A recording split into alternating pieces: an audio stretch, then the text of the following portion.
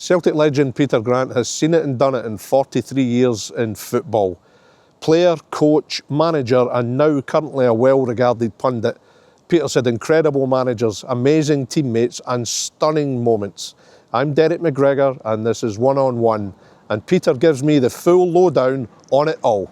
Peter, you're turning 60 in August. Thanks, Incredible. Derek. Incredible, Peter, incredible. How does that make you feel? Listen, it's a number. I still feel good enough, thankfully, healthy enough. To be fair, you still look good enough, Peter? No, I try and go to the gym, try and keep fit, because I think that's important, because especially when you're in that environment all your days, you try and look after yourself, and I think it's so important. I've got boys, obviously, that you want to set a good example to without saying to them. You just want to make sure they look after themselves, because as people say, your health is your wealth, so I'm fortunate enough that I can still do things like going to the gym, and I try and do that to make sure, no matter what age you are, you can still look after yourself. Well, in the late 80s you were Riggs man, Peter. Maybe fans of a certain age will remember that brand, that clothing brand. Great days, Peter, weren't they? Fashion spreads. Brilliant it was, because posing in gear constantly. Yeah. It was brilliant, because it was us and Rangers, obviously, when you're in cup finals and whatever, and used to get half of it. I was too young for Riggs, by the way. I'm saying nothing. There's only certain guys who can get away with it. I'm not so sure it'd be you. But at that particular time, you had a lot of models in their teams, if you know what I mean. So you did like the big Derek White, big gorgeous Gus, you had Coisty, another team, you had Durante and all the. So our team was a good looking team. Rangers weren't so good looking. We all used to make sure we would phone each other if it was possible, or get in contact, or sit in your car and look out and see what somebody's got on, because we all had the same gear. That was the problem you had with it, but it was brilliant gear for us at that particular back in those days, Celtic and Rangers players would regularly pose together, wouldn't they, for the fashion spreads. You never see that now. But back in then, was there more of friends and pals away from the field? Yeah, there was. As in, when you went anywhere and you seen each other, you always sat in a blather, you would talk after the game or whatever. We wouldn't even say, listen, I'll meet you down at the pub round the corner, but if we'd done it in nightclubs and that with him, we'd always sit with each other at first, have a few drinks. Say it was Victoria's at the time. There was a piano bar. We would all be up there, have a few drinks again, and then you came down at the middle floor. I think there was two sort of discos, if I'm right. So I'm thinking, what, Alan McCoy, Stein Durant? Yeah, well, Durant and that were the age of me, Derek Ferguson, Ian Ferguson, they were all my age. So we'd come through the 20s and 18s and 19s and that together. So we were big pals in the respect to that. But the likes of Coisty and all that, we all mixed women out. We'd all say, give each other the respect of saying hello or whatever, you know what I mean? Yourself, Derek White, Paul McStay. Paul McStay, big Paul McGugan was a big pal of mine. When Paul was in the team at the time, we only Archdeacon, all these guys. But when I started in the team at first, it was the senior players, but they all seemed to go to an old man's pub, I used to think, you know what I mean? We always used to go to a pub and there'd be about 60 standing in the pub with a pint, and I'm thinking, this is surreal. I thought I was ready for a game at darts, you know what I mean? So I was one of the younger, obviously the youngest one at that particular time. But no, name and shame the older ones who just weren't quite victorious, or was it Cardinal Follies, Panama Jacks? But all after the game, it was, well listen, you know yourself, we used to come in after the game and you used to have 6 crates of beer. As soon as you walked in the door, there were 6 crates of beer lined up in the dressing room for after the game. And what, any game? Every game. Every game? Yeah. You used to go in, you used to lift your bottle of beer, sit down, put it between your legs, at your feet, and the manager would start giving you stick, praise, whatever. He'd always have a bit of criticism, he'd always have a bit of praise, predominantly one if it was predominantly a home game at that particular time. But then we'd get in the bath and it was a big communal bath, if you remember. So there was no recuperative energy drink or anything like that? There wasn't any kind of Lucozade or other brands, of course, Gatorade or whatever. You're saying you're sat there with a bottle of beer with a kit, you've just played, and you're getting... Yeah, there was wheat in it, wasn't there? That was the same as cereal. No, at that time it was a bottle of beer. But it was brilliant in the respect to that, because a big bath, if you remember, a big square bath, but this always, because before AIDS, I always had broke into the team day, when the AIDS epidemic had broken, when they done away with the big communal baths in the football clubs, we always had a big massive bath. And God rest him, Neil Morecambe would put the hot water in at half time. But I swear to God, you thought you had red socks on because you couldn't touch it. It was boiling hot. Honestly, you were dancing and you thought you were walking on hot coals. And we'd all sit in there but somebody'd be shaving in it, somebody'd be washing their hair, you know, everything would be in that bath, but they didn't bother you. Nobody'd shower before they went in, so you're sitting there talking, everybody have a bottle of beer.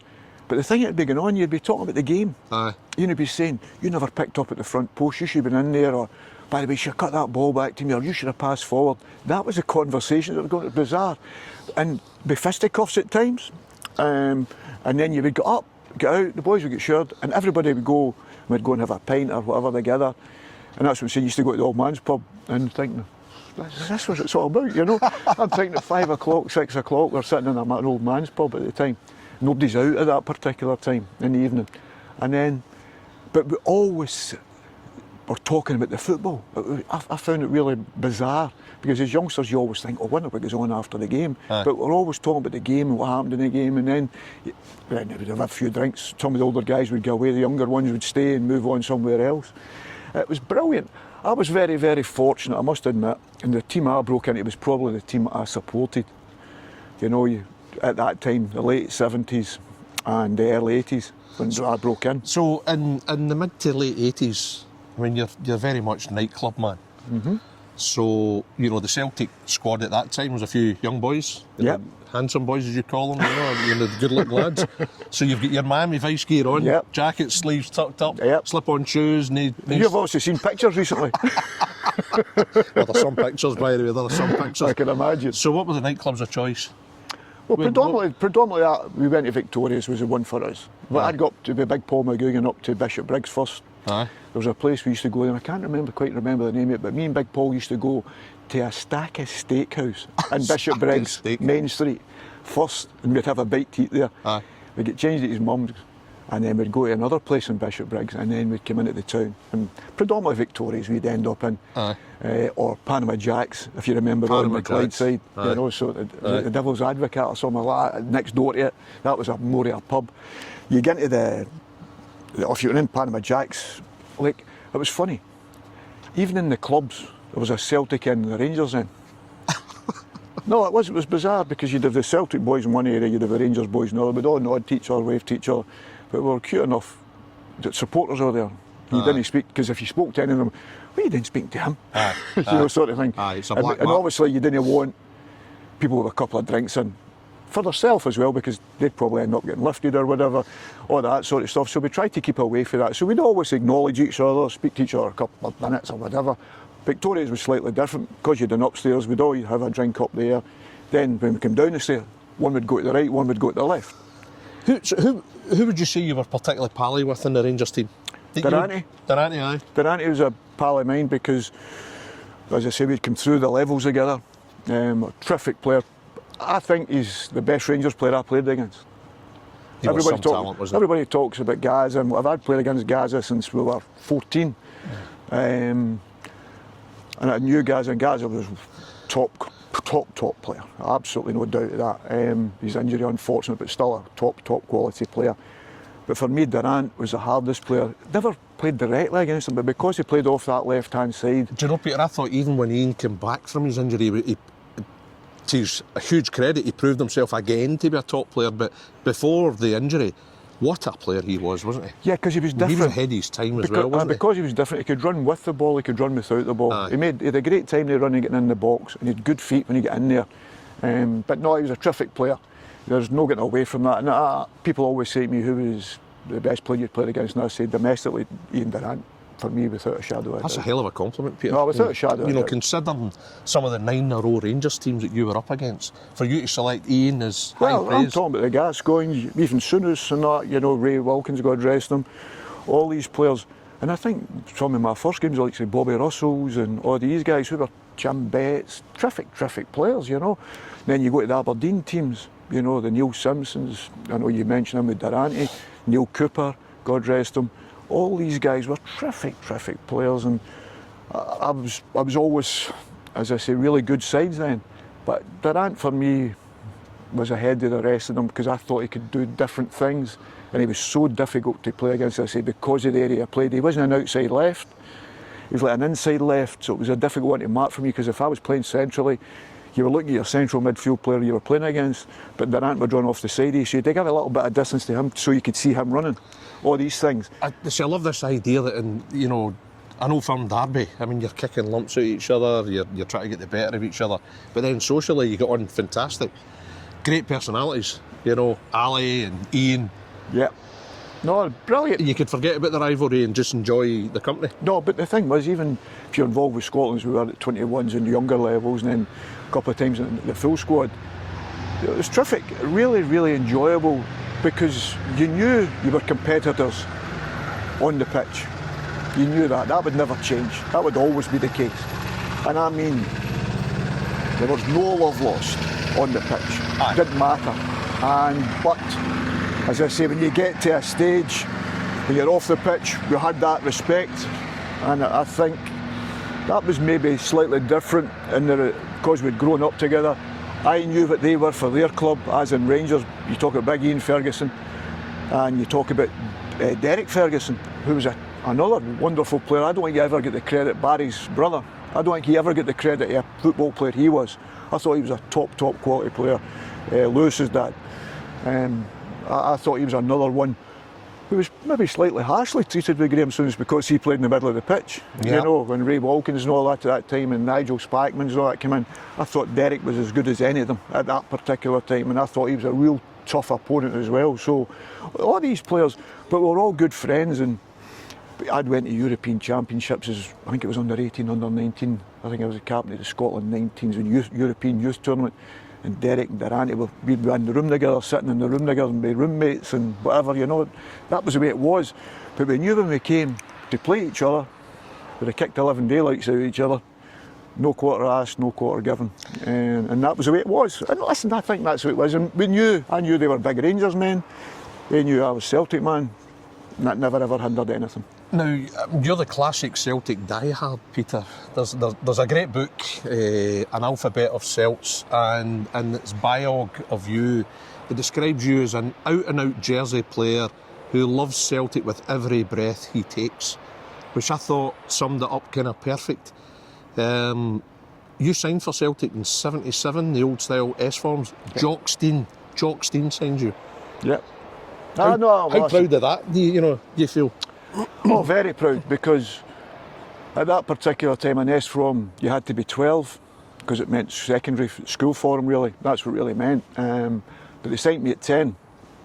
There were a few clubs interested, whatever, but there's only one club that I wanted to go to, even as a kid, because remember, who else was into you?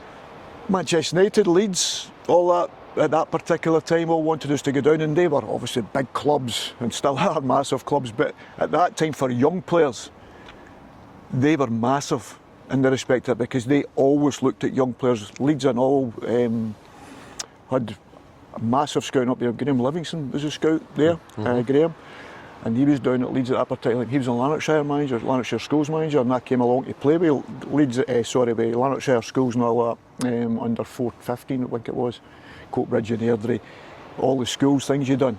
And Graham was actually the manager of Lanarkshire Schools at that particular time. So all these clubs looked at young players, I thought, a lot younger than anybody else.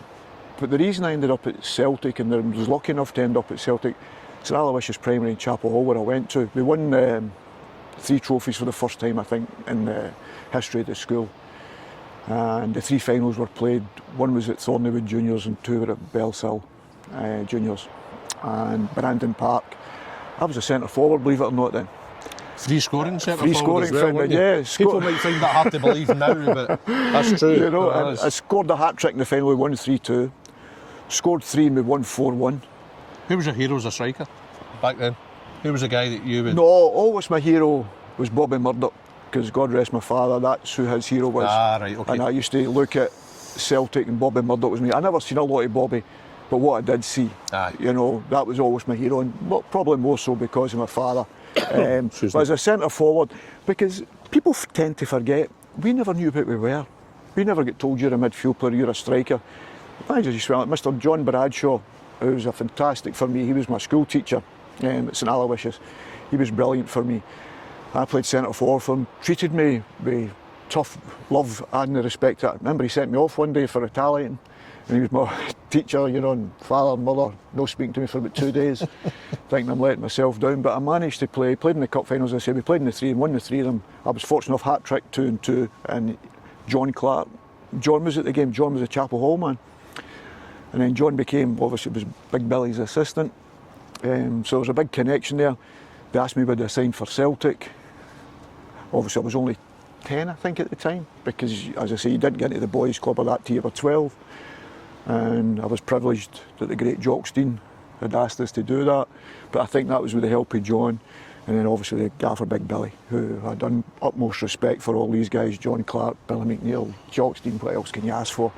You know, the backbone of Celtics I would look at, always in my lifetime, and I think the history to come, and the history that's been passed, obviously. Incredible. They will always be the best.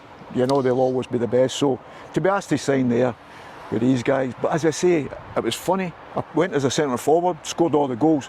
Never ever played centre forward when I went into the boys' club. Who turned you into a midfielder then? Who thought, you're not a striker, you're a midfielder? Well, it's funny. The first year, I played centre half. Big Peter Grant. Centre half? Played centre half, but was top goal scorer. So ask me, I don't know why, but that's then the next year I get moved forward. Didn't know midfield, forward, whatever. You just played midfield, went into midfield, top goal scorer in there, and just stayed in there.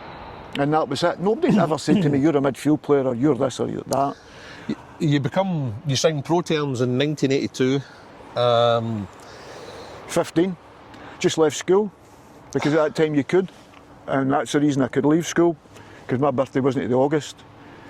So at 15 I'd been in full time, well they called it ground staff then. I've got to say, and I've got to give credit to the podcast A Celtic State of Mind, and when I was doing a bit of research on you, Peter, I saw footage of an interview I think you did on it about a year ago, and I loved the reference you made to a place called Joe's Cafe in London Roads, across from the Barrowfield. Yeah. At that point it was Celtic's first team training base. Now in this era we're talking about sports science and diets and how you refuel. Give me an idea of after training what Joe's Cafe was like. And how good were those days? Well, it was Joe's Kitchen, right? Joe's Kitchen, I beg your pardon. Joe's Kitchen. Apologies. Right. And it was straight across, if you come down from Barrowfield, you're right hand side, if you remember, the younger ones will know it. With the cars, you never knocked your car because you were full, so the pitch was always a quagmire. So we'd jog up and jog back down a London road, you'd be getting dogs abuse. You know, everything, you'd have your either, some guys would have their studs on, you'd be clippity-clopping down as if you had a pair of high heels on. But then we'd just go across the road, and Big Roy and that would have all of our rolling sausage and a cup of tea. So that was our sports science. But the funny thing about that was, you talk about simple things. Aye. We used to weigh ourselves before we went up to training. So you'd weigh yourself as you went out the door. And I could guarantee you, I'd say 9 times out of 10, you'd come back and you'd be 8 pounds lighter. But we'd be finishing training and we'd be sort of shaking, like, because training was always intense. People talk about training now. Our training was so intense. Aye. It was always with the ball. People think that's a new thing now. We'd done a running, but a lot of it was with the ball. But the tempo, it was incredible. The competitiveness, it was incredible, because you tend to forget you could be replaced every day when I played. There was no bossman ruling that you could survive for, oh, you've got 3 months. As soon as the summer finishes, you've got to Christmas. No. You could be sold the next day. Yeah. Somebody could be bought in the next day. So you're always getting replaced. So the training ground was so competitive. And I just don't mean the simple things like the ball. I'm talking about the sprints, the doggies you were doing, the runs you were doing. You had to show that you had a fitness level about you. So it was so competitive, as I say. And it was a great thing, because the games were like that. Because I've got to remember, I'm one of the younger ones, so I'm still living at home at that particular time. These boys have got mortgages, and I didn't appreciate it. They had kids, you know. So they're fighting each other to play in the team on the Saturday, because the squads weren't that big. So that tells you how competitive it was. You know, on the training pitch, wow. I love this idea of you all sitting in this table in Joe's Kitchen. See, when you're talking about team spirit, you're sat there with your training gear and you're sat with guys of proper pedigree. I'm taking obviously Big Roy, Aiken, Danny McGrain, Danny, yeah. Pat Bonner, Tommy Burns, Murdo McLeod, Davie Provan, And you're all just chewing the fat about life in general, about football. Well, for me it was brilliant because when I was watching Celtic, I could near enough ring the team off. You know, when you take Johnny Doyle out at 78, God rest him, big hero of mine. So you had the likes of the Johnny Doyles, but the team that I was like Danny, Big Roy, Tom McAdam, Matt Reid. Then you had Davy Provan, Murdo, Paul, after a period of time, Murdo, Paul, Tommy. You know, you Frank McGarvey, George McCluskey, you know, Charlie Nicholas. Top players. So that was the team I was sort of following because I was playing at that particular time, but you'd be running to see them. When I was younger, I was a supporter. It was the older boys, and I'm talking about seeing Pat Stantons and all that playing with Celtic. You know, I was going in early 70s, you know, and seeing all that team. My first game, Celtic lose to St Johnstone away at Muirton. My grandfather says, "You're never going back because you're a jinx." That proved right in later years, that's for sure. But things like that. So all of a sudden I'm sitting with them. But I was probably cute enough and understood enough. Right, how am I going to stay here and be in here as long as it's possible? And it was listening to these guys and watching what they'd done, Danny McGrain and Tommy Burns especially, the way when they finished their training went back to Celtic Park, there was no gyms or that at that particular time, how they'd got up. I was going to ask as well, Peter, I mean, Celtic currently, I think they're close to opening a kind of modernised Barrowfield. They're spent millions transforming it. And, you know, it looks very impressive. But back in the day, how would you describe Barrowfield as a training complex? Complex is probably too fancy a word for it, but... No, probably it felt like a complex to us. The pitch looked okay because it was a grass pitch. Bear in mind, the age I was at, I was coming from playing in red ash and broken bottles on it. So going into any grass pitch... That was like Wembley? Seemed like Wembley. You know, so at that particular... And we had an all-weather pitch, if you remember, and the grass pitch were right next to it. But they said all-weather. It didn't matter, it was just a quagmire, but it was ash, it was like a soft ash. And then you had the big grass pitch, but it was only the first team that was allowed on that, really. And then when you got to under 16s with the boys club, you were allowed to play on that, you know, sort of thing. So, but the funny thing about Barrowfield was, if you remember the council bit was down the back, it was like 2 old bowling greens down the back of it. Every morning, we'd start at 10. So, it didn't matter if the manager wasn't up, everybody up there at 10, you'd start jogging at 10 or whatever, even if the balls weren't there, you'd start jogging. You couldn't just wait, oh well, I've got to wait for the manager coming up. We'd start jogging, so it was so precise, but the players were always like that, and that was the thing I noticed with the older boys. Danny would just start taking the boys on a jog, bang. And it was things that stuck in my head. When you became part of it, me and Paul would lead it, so as soon as it came 10 o'clock, me and Paul would be doing it when it was our era, sort of thing. So I'd learnt that for all these guys, and you'd done that. But the funny thing was, every day, as we were ready to start training, the smoke would billow right across the 2 pitches, because the boys for the council would go down and put some tyres down and set the tyres on fire, and then we'd be shouting to you going by, "Morning boys," and you couldn't breathe. I swear to God, but it was the same time there every single day. I mean, coughing and splutting for about 20 minutes while you were doing the warm-up. Like a fog across the pitch. But it's the smell and your fumes as you could be burning tyres. But this was every day. The boys were brilliant. They'd be peeping the horn, getting by, waving to us, you know. And that was part of the connection with Celtic, Rangers, you know, the camaraderie, you know, the dislike, whatever you want to call it, but we thought it was great fun, and we'd have probably done the same thing. I've got to say, naturally, people will have observed right away, we're at Hampden, we're at the Rangers end, and I'm surprised at the minute Peter hasn't turned round and blessed himself before the Rangers end. No, I learned for that. We'll come to that later on. We'll come to that later on. But, it's nice to see it's still empty. Empties quickly these days. But I mean, you make your debut against Rangers in 1984, April 1984. Ibrox, 1-0 defeat, a Bobby Williamson overhead kick. But for you, you start the game. Now we've talked about players of pedigree there. You know, your Bonners, your McLeods, your Burns, McGrains, Davie Provan. That whole experience, a debut, would have been big enough for you. But against Rangers at Ibrox. Well, I've told the story many times, and everybody will probably be sick listening to it. I was fortunate enough. I was supposed to be playing with the reserves against Airdrie. I hadn't trained that much, because if you remember, 14 players went with the first team. You know, you'd have 13 that was getting stripped. There was no sub-goalkeeper or anything like that, you know, nothing at that particular time. The other boys played in the reserve game. And predominantly it was Celtic versus Rangers in the first team, Celtic and Rangers in the reserve. But this particular day it was Celtic and Airdrie. Don't ask me the reason why. Lad went to Mass in the morning and I come back and God rest my mother. She'll come back in and she's said, son, I've just had a phone call for wee Bob Lennox. You've got to get in an hour earlier today. And I went, okay. But we never had a car or anything like that. It was always a bus. And get to Celtic Park and I walk in. So I get to the front main big green door, if you remember. Walked in there and the great Bob Lennox and the great Jimmy Johnson are walking towards us. And just said to me, just to them laughing, as they always were, and they just said to us, you get your first breather about 10 o'clock tonight, son.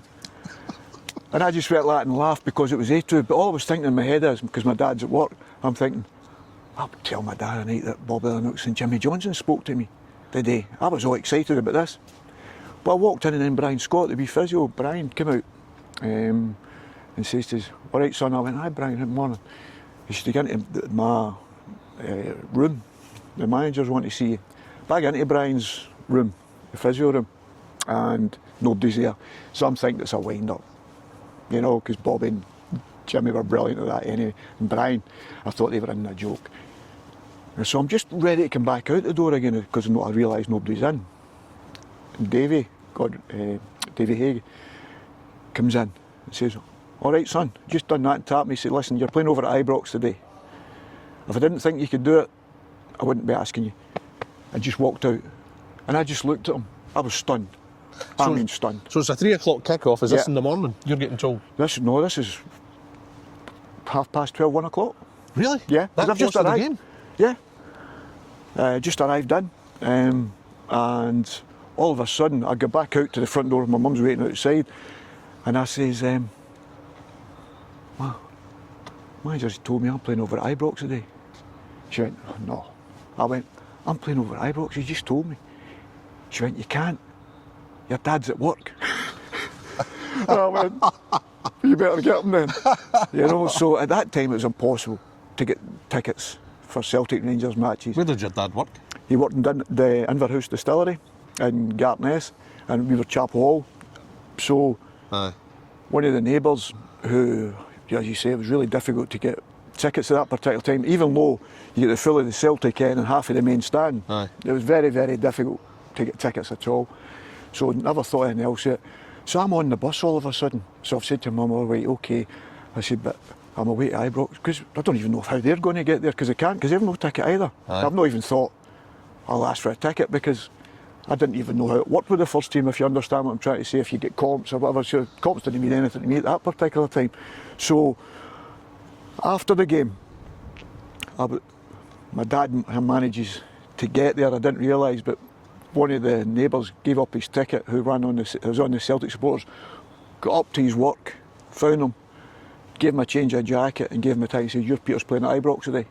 So he was fortunate enough to be there. So what did that mean to him? I mean, obviously you're gutted with the result, but a phenomenal moment for him to see his son play in that stage. Yeah, most definitely.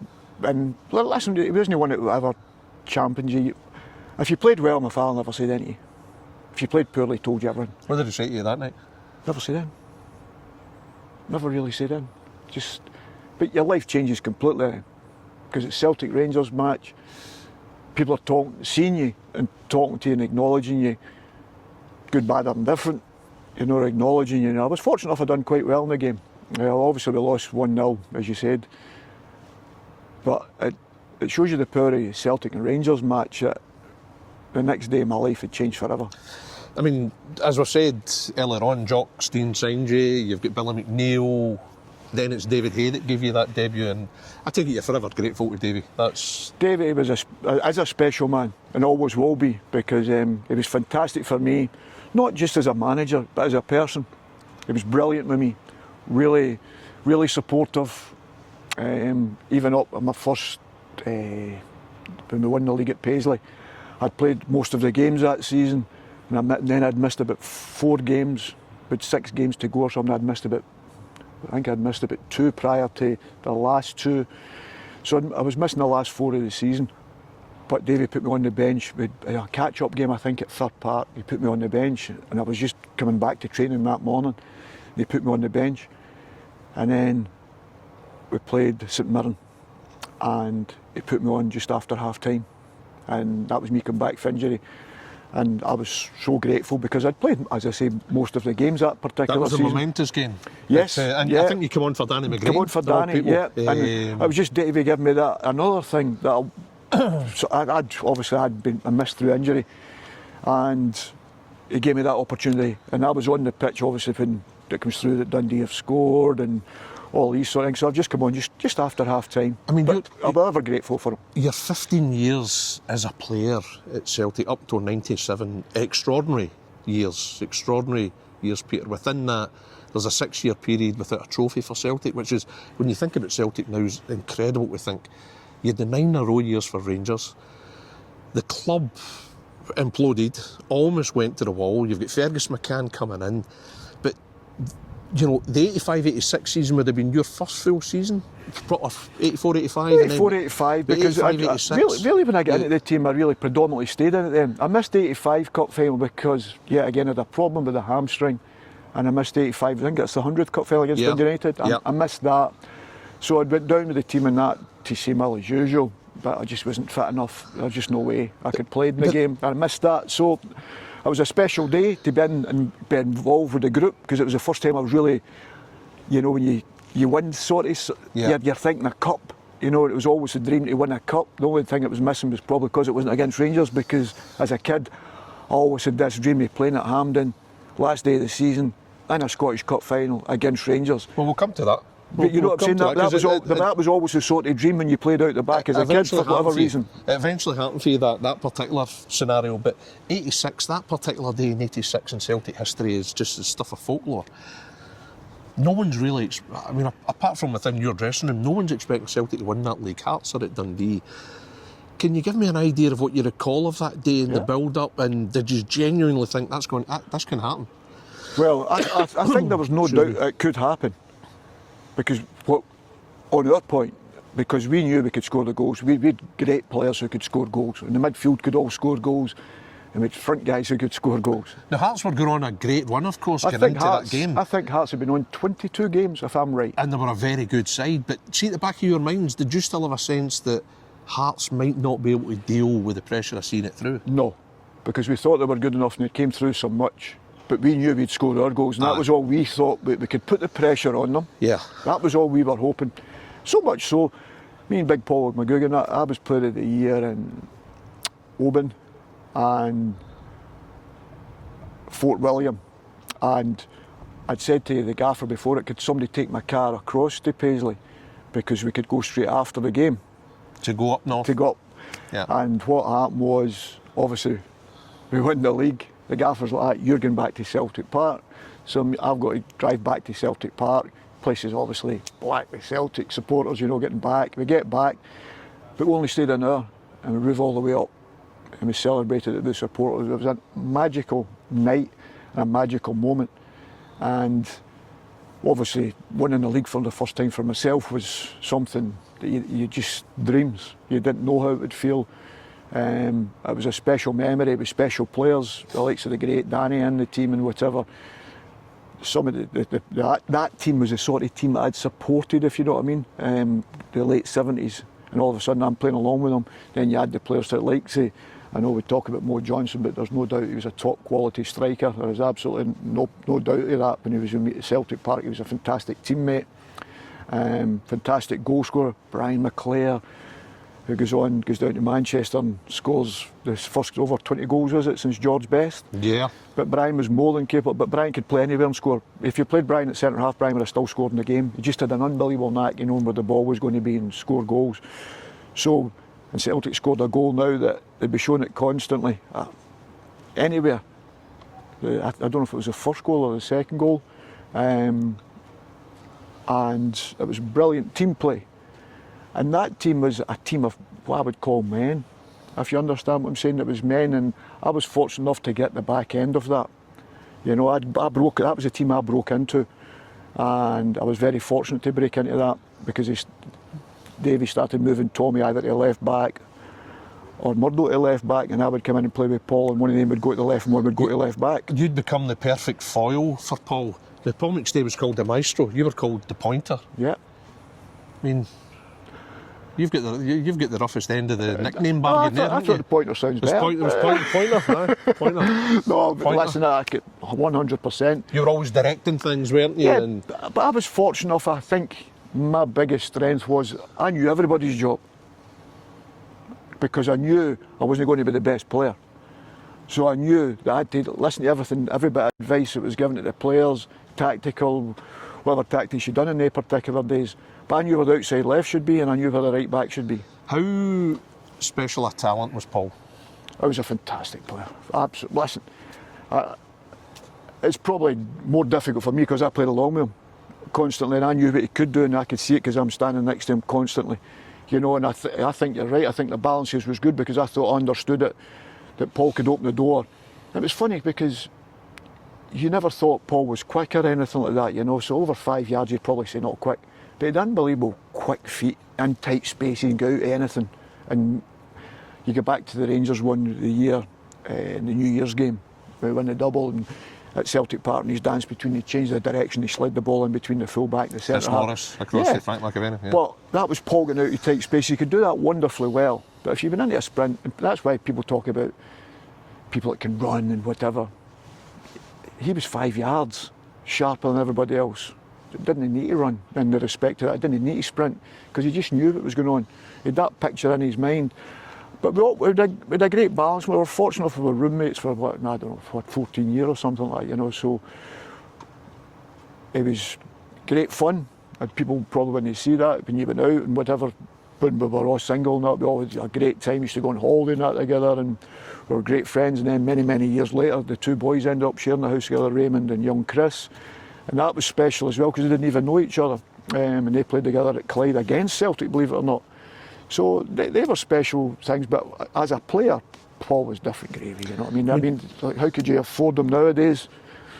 Well, Paul in later years would get slaughtered for supposedly a lack of ambition for staying with Celtic when apparently there were opportunities. Did you always kind of rail against that? I would imagine you would be extremely defensive of him because he was a close friend and obviously a fellow Celtic man. Did you think that was extremely harsh on him? I thought it was harsh on him, but also the fact is, at that particular time, I think the club should have been fair with him.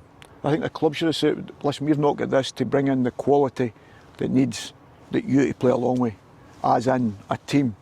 We have not got that finance at this moment in time, and should have been fair with him. But you've got to remember, at that particular time, they're not playing the wages.